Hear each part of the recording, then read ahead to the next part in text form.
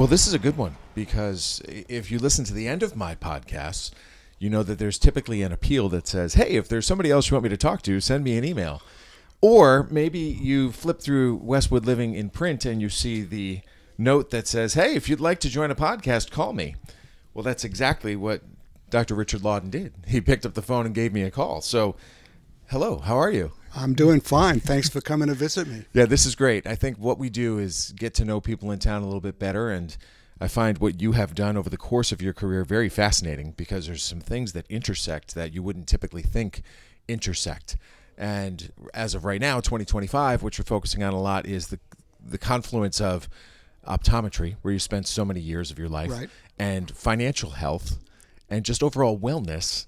And you're doing it at a point where you're officially retired. Is that correct? I am officially retired.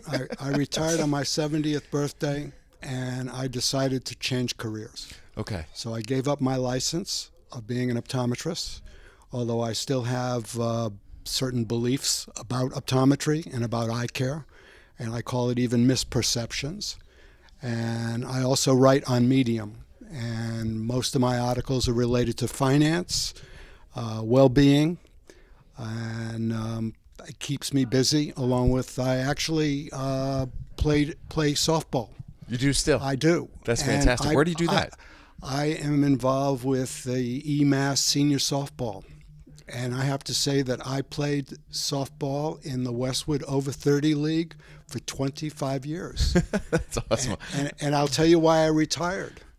Because my mind and body were out of sync. Really? Which Yes. is right in line with what you do. My mind knew what to do, but my body was on a delay.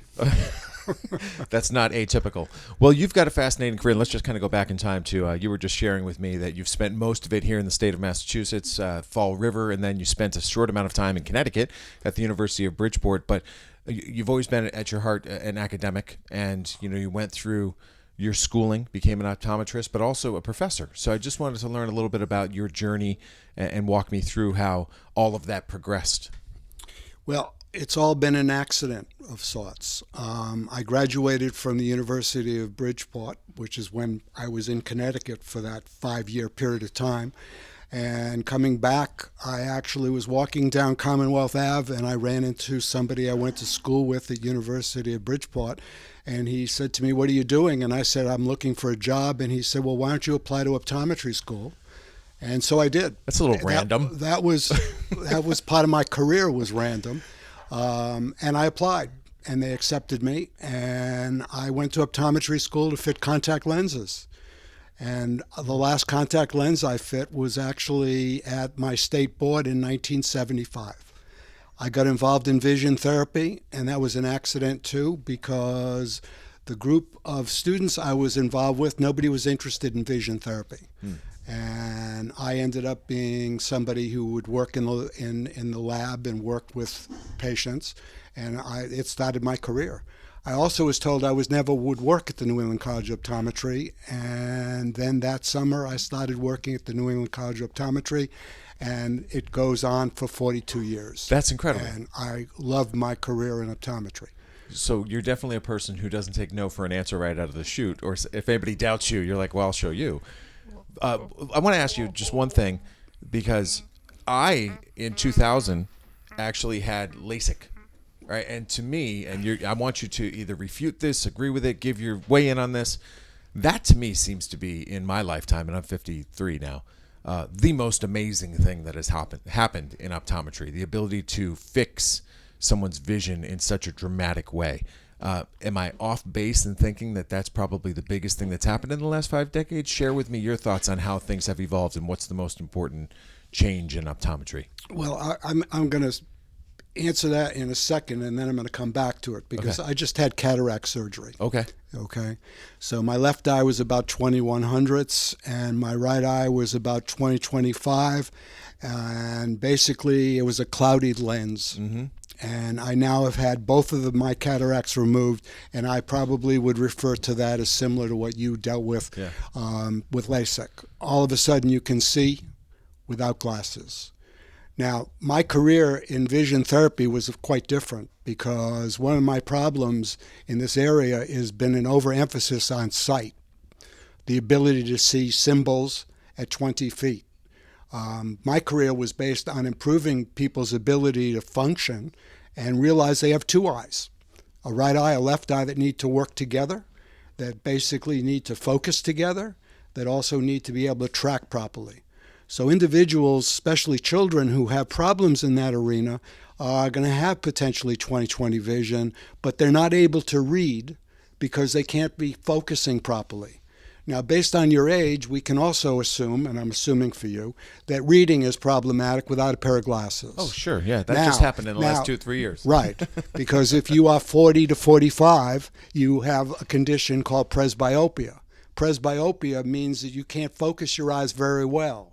Now, with children, especially children who have problems in school, they have a similar problem. The difficulty there is it's not age-related, and it's not simply resolved very often by a pair of glasses.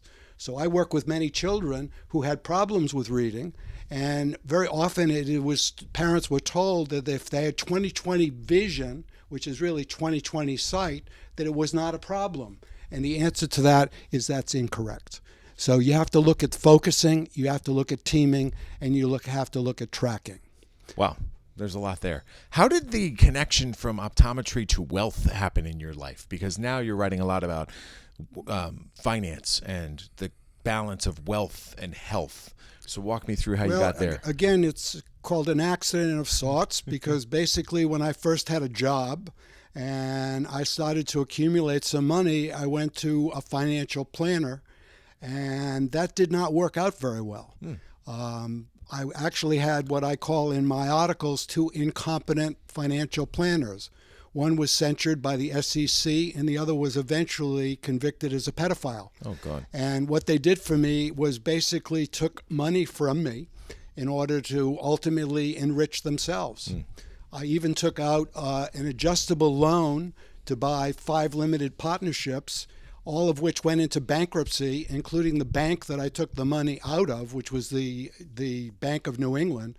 The problem was I had already paid off my loan. And so what it taught me was I needed to learn how to deal with money. And my mantra became, if I was going to lose money, I was going to do it myself. And that's taken me into that journey, and I realized that many, many people have a similar problem. They are too trusting when it comes to their money, and so one of my goals has been to deal with financial illiteracy. And that's what a lot of my writing is about. In looking at wealth building, there are 4 components, and 3 of them are free. One is money.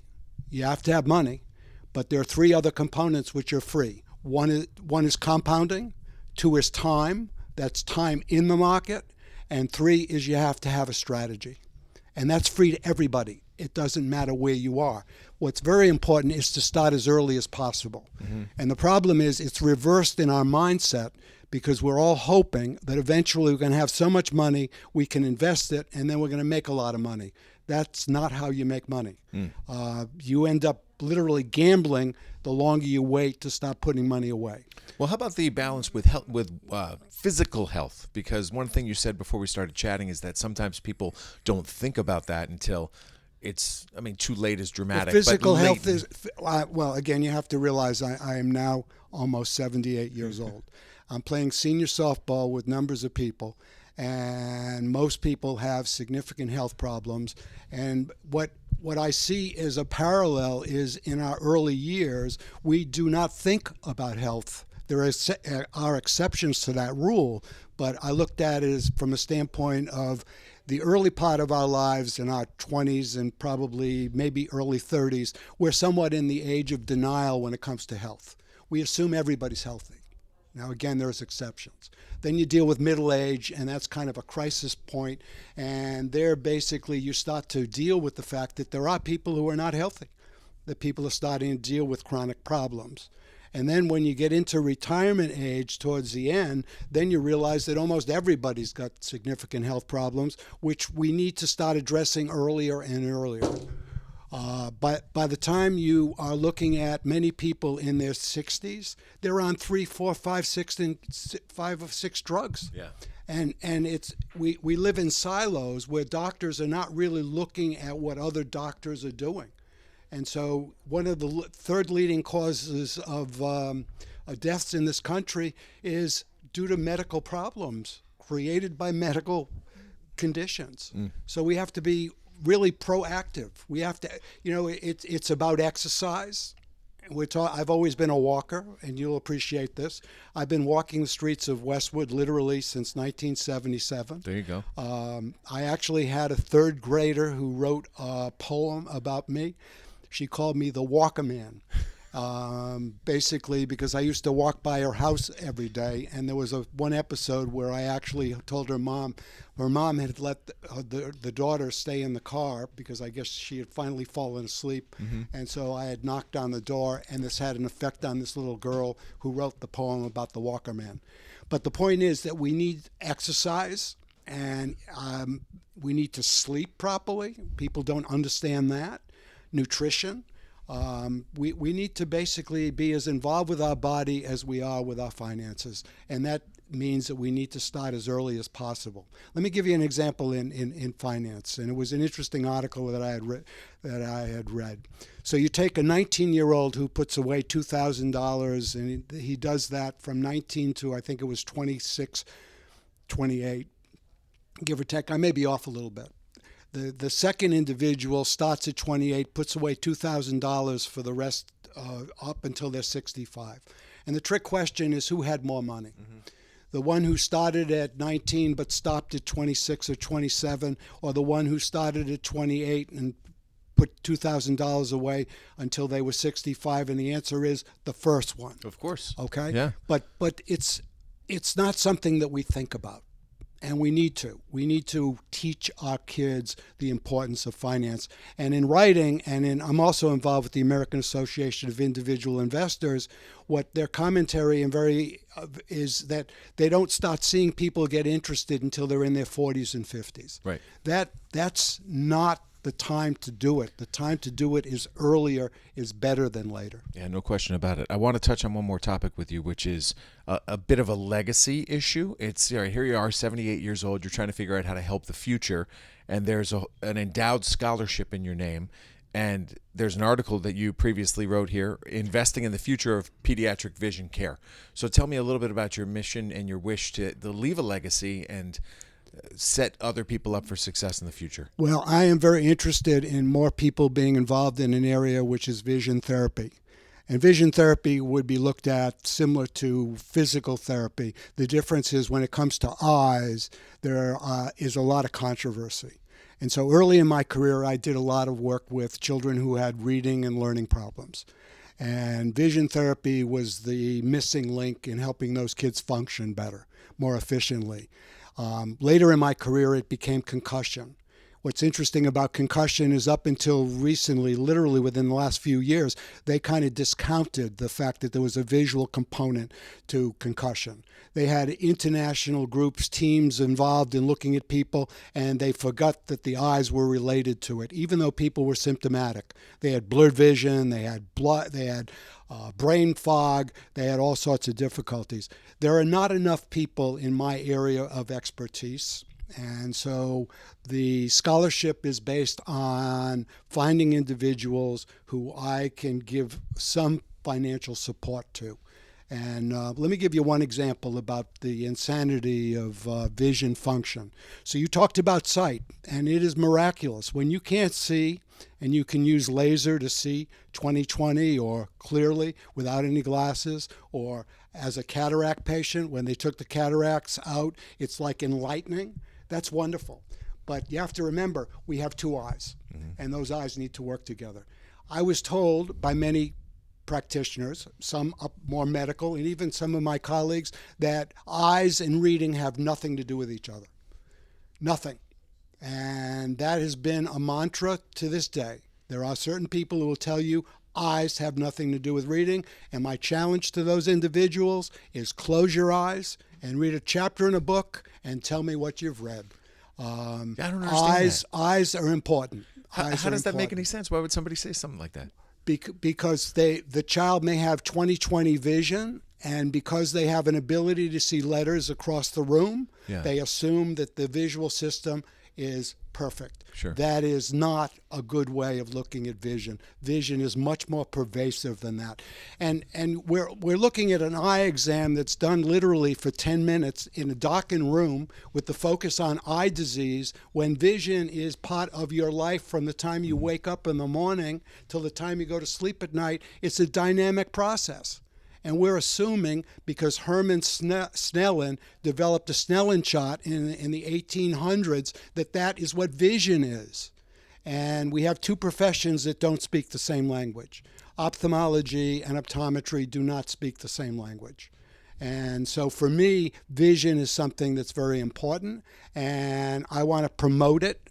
And I want to see more optometrists who are involved in the area of vision therapy, and that's what the scholarship is all about. Well, good for you. I'm going to leave you with this. Give me your thoughts on just living here for as long as you have. 77, you said? I love the town of Westwood. I've been, as I already said, I've been walking the streets of Westwood since 1977. It's a wonderful town. Educationally, I have two children who've gone through the Westwood school system, and what was so fascinating for both my daughter, Sarah, and my son, Jesse, is when they went for their first year of college, and when they came home, the one thing they said to me is it was harder in senior year at Westwood High than it was when they went off to college. It's a fantastic town. It has everything that I've asked. And obviously, I've been going back and forth to Boston for 42 years. And so when we started, initially, when we moved in, our first home cost $50,000. Okay? Okay. And then we moved here in 1985. And the price at that time was a lot more. And if you Google it now, it's even a lot more. But it's a wonderful town, and I love living here. And when people say to me, you know, what about moving south? I don't have a desire to do that at this point in my life. That's great. How do people follow you? Where do they go to read your articles? Well, they can go to Medium. And my problem with Medium is you have to be a member, but I love Medium. Medium basically is for new writers and for older writers, and for $50, it's the best bargain in the universe.